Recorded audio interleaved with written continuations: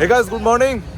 আপনারা মোস্টলি আমাকে ফারদিন নামে চেনেন, বাট যাই হোক আমার রিয়েল নাম হচ্ছে রাগিব ইয়াসার। সো আজকে আমরা আছি এখন এই মুহূর্তে উত্তরা সেন্টার মেট্রো স্টেশনে। এখান থেকে আমরা অ্যাকচুয়ালি একজন আর্টিস্টকে পিক করব। সো তাকে পিক করে আমরা ডিরেক্টলি আমাদের পরম্পরা সেটের উদ্দেশ্যে যাব। সো পরম্পরা তো আপনারা সবাই দেখছেন, সবাই পরম্পরাকে অনেক ভালোবাসা দিচ্ছেন। So thank you so much for that. আর আজকে আপনারা এই ব্লগে দেখতে পারবেন যে পরম্পরা পেছনের গল্প কি। লাইক পরম্পরা সেটে আমরা সব আর্টিস্টরা ঠিক কি কি ফান করি বা কি কি মজা করি সবাই মিলে, সেসব আপনারা আজকের ব্লগে দেখতে পারবেন। তো এই দেখেন আমাদের রাশা আপু চলে এসেছেন। ভাইরাল হ্যাঁ।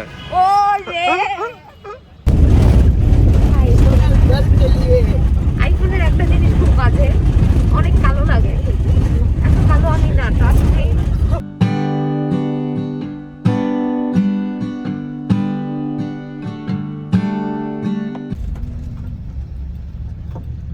এতক্ষণ লম্বা জার্নি করার পর ফাইনালি আমরা আমাদের সেটে পৌঁছাইছি। আর অনেস্টলি আমি যখনই আমাদের সেটে পৌঁছাই আমার অনেক ভালো লাগে, কারণ হচ্ছে আমাদের সেটটা অনেক সুন্দর আর এটা অনেক বড় একটা এরিয়া। সো আপনারা নাটকে যে ব্যাকইয়ার্ডের দৃশ্যগুলো দেখেন সেটা হচ্ছে মেইনলি এই এরিয়াটা। সেটা হচ্ছে আমাদের সেটের একটা অনেক সুন্দর পার্ট। এই দেখেন এখানে আপনারা নিশ্চয়ই অনেক সিন দেখেছেন পরম্পরার। আর এই হচ্ছে সেই দোলনা যেটার সামনে আমাদের নাহিয়ান ভাইয়া আমাদের রাশা আপুকে জড়িয়ে ধরেছিল, কিন্তু আফসোস এই দোলনা এখন নিজেই বেহাল হয়ে গেছে। সো ফাইনালি আমাদের ব্রেকফাস্ট চলে আসছে। সো প্রথমে আমরা এখানে পেট ভরে খাবো আর তারপর আমরা যাবো ডিরেক্টলি মেকআপ করতে। সো ফাইনালি আমরা এখন আমাদের মেকআপ রুমে আছি। সে দেখুন আছে রাশা আপু। এইটা হচ্ছে আমাদের কিউট মেকআপ রুম। ভিডিও করতেছো? গাইস দেখেন আমাদের রাশা আপুর এরকম একটা খুব শখ আছে যে এরকম কিউট কিউট জিনিস কালেক্ট করার। ওনার কালেকশনে এরকম অগণিত জিনিস আছে। You don't even know the count, but actually এগুলা I don't know. কোনো কাজের না। সো মেকআপ ডান, কস্টিউমও ডান, আর এই হচ্ছে আমার আজকে ফারদিনের জন্য ফুল আউটফিট। আর আমাকে অনেকেই বলেছেন যে ফারদিন আউটফিটগুলো নাকি তাদের কাছে অনেক ভালো লাগে। So thank you so much for that. আর আমাকে অবশ্যই জানাবেন যে আপনারা ফারদিনকে আরও কি কি আউটফিট এরকম দেখতে চান, কি কি স্পোর্টস ওয়্যার আমি আরও পড়তে পারি যেগুলোতে আমাকে ভালো লাগবে। সো ফাইনালি এতক্ষণ পর আমি সেটে এন্টার করতে পারলাম। আর এখন আমি যেখানে আছি এটা হচ্ছে সেটে আমার রুম, অর্থাৎ ফারদিনের রুম। আর অনেস্টলি এই জায়গাটা হচ্ছে আমার পুরা সেটের মধ্যে সবচেয়ে পছন্দের জায়গা, কারণ এখানে আমি কি বলবো, like it feels like my own room. কারণ এখানে আমি যখনই আসি আমি অনেক রিল্যাক্সড ফিল করি। আর তার পাশাপাশি এখানে আমার অনেক পছন্দের কিছু ছবি দেওয়া আছে। লাইক এখানে ইউ ক্যান সি যে ঋতিক রোশন একটা ছবি দেওয়া, আবার ওই সাইডে ওখানে আমার একটা ছবি দেওয়া। এই দেখেন আপনাদের জিম বয় রাগিব, আর তারই নিচে আছে সাপ্লিমেন্টস। লাইক আপনারা যারা ইউ গাইজ নো যে যারা জিম করে তাদের জন্য এই ধরনের সাপ্লিমেন্টস কত ইম্পর্টেন্ট, মানে ক্রিয়েটিন, প্রোটিন পাউডার, এগুলো আমরা ইউজুয়ালি বডি বিল্ডিং এর জন্য নিয়ে থাকি। সো রাগিব যেমন রিয়েল লাইফে জিম ফ্রিক, ফারদিনও কিন্তু exactly gym freak. So guys দেখেন আমার সাথে আছে নাহিয়ান ভাইয়া আর রাশা আপু।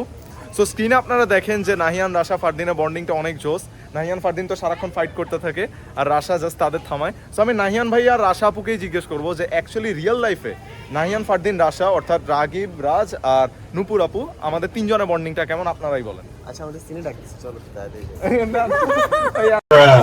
অ্যাকচুয়ালি রাগিব হচ্ছে যখন ফারদিনের ক্যারেক্টারে চুকলো বা ফারদিন করতেছে যখন থেকে, আসলে এত সুইটলি হ্যান্ডেল করে ওর ক্যারেক্টারকে যে ওকে ভালোবাসতে বাধ্য হতে পারে। আর ইনফ্যাক্ট ওর রাগিব হিসেবেও খুব ভালো একজন মানুষ। আমরা আসলে খুবই ওর সাথে কাজ করে অনেক মজা পাই, অনেক ডেডিকেটেড। থ্যাংক ইউ রাজ ভাইয়া। আর রাজ ভাই হচ্ছে আমাদের লাইক এই পুরা সেটা আমরা যদি বলি অ্যাকচুয়াল বড় ভাইয়ের মতো, মানে সবাইকে গাইড করে, সবাইকে সঠিক সাজেশনগুলো দেয়। এমন অনেক সময় হয় যে আমার সিনে আমি একটা ভুল করতেছি, রাজ ভাই এসে আমাকে কারেক্ট করে দিল বা হেল্প করলো। তো এখন রাশা আপু বলেন যে আপনার কি মতামত? প্রথমত রাজ ভাই কোনো বড় ভাইয়া না, মানে ওর জন্য হতে পারে, নট ফর আস। ওকে নিয়ে বলবো ও আমার কাছে ছোট ভাইয়া। ওকে। ও আমরা স্টার হান্টে তিনজনই শুরু করেছি আমাদের জার্নি, তো সেখানে আমি এই পুষ্টিটাকে পাই। এখানে আমার আর ওর রিলেশন যেটা ছিল যে ও কিছু ভুল করলে সবাই ওকে নিয়ে হাসাহাসি করলে আমি ওকে থামাবো বা ওকে কনসোল করবো। ওর আর ওর সারাদিন ঝগড়া, সেখানে মাঝখানে আমি থাকি যেন ওরা ঝগড়া কম করে। বাট রিয়েল লাইফে কিন্তু রাগিবের সাথে আমার কখনো ঝগড়াও হয়নি, not even for a single time. কখনোই না। আমি সবসময় ওকে সুইট, আমার নিজের ভাই থাকে যেমন ইভেন স্টার হান্টে ওকে অন্য কেউ বুলি করলেও ও কখনো ওকে বুলি করে না। মানে ও আর উল্টা ওকে সাপোর্ট দিত যে Yes. তোমাকে দিয়ে হবে। কে আপনারা স্ক্রিনে যা দেখেন ওর রিয়েল লাইফ অনেক সুইট, অনেক সুইট। আর আপনারা আশাকে যেভাবে স্ক্রিনে দেখেন, এই যে রাশিদের কথা বলে, আমি কি দেখেছি আমার মা তো এখানে আছে, এটা আমার বাবা, আমার কিন্তু বাবা নেই। উপর অ্যাকচুয়ালি এভাবে কথা বলে, বিরম করে কথা বলে। গাইস দেখেন আর্টিস্টদের জীবন আসলে কত কষ্টের। আগামীকাল আমার টেস্ট পরীক্ষা, সিলেবাস আমার কিছুই শেষ হয়নি কারণ আমি সবসময় শুটে থাকি, তো এই জন্য আমি এখন শুটে বই নিয়ে আসছি, আমি শুটে বই এনে পড়তেছি। তো এখন বাজে হচ্ছে বিকাল 3টা, আমরা মাত্র লাঞ্চ করলাম, আমাদের অলরেডি একটা সিন শুট হয়েছে আর আমার সিন এখন আজকে শুট হয় নাই, আমার সিন এরপর হবে। সো আমাদের যে একটা সিন শেষ হয়েছে, ইট was very interesting.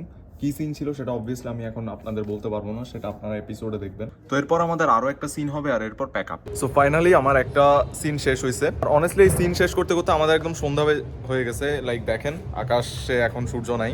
So guys finally আজকের মতো আমাদের প্যাক আপ, অনেক লম্বা একটা সিন ছিল, তারপরে ফাইনালি আমাদের প্যাক আপ হয়েছে। সো আপনারা কি বলতে চান? একদিকে ভালোই হলো, কারণ যেই সময় আমরা যেইটুকু সময় আমরা কাজ করি ওইটা যদি ধর মানে কাজটা কাজেই লাগে, মানে সিকোয়েন্স যদি বড় না হয় তাহলে তো আমরা পিছিয়ে যাই।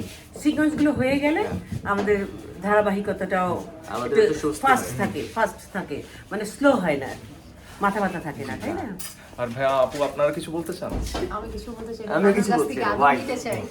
ওহো, ও এমন করে কেন? My God. জোর করে আগে নিতে চায়। এত আদর কোথা থেকে দিব? সো প্যাক আপ হয়ে গেছে, তো এখন আমরা সবাই যাবো হচ্ছে বাসার উদ্দেশ্যে।